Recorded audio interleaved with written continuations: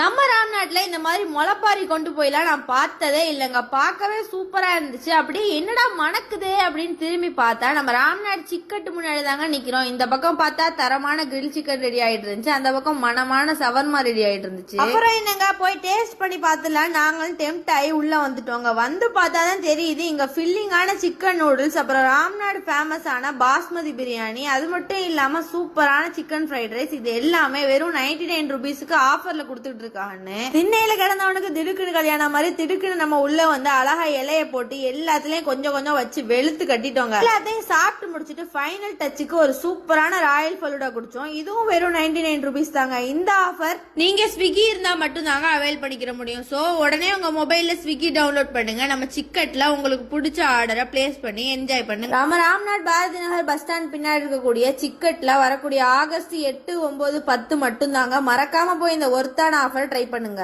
பாய் பாய்.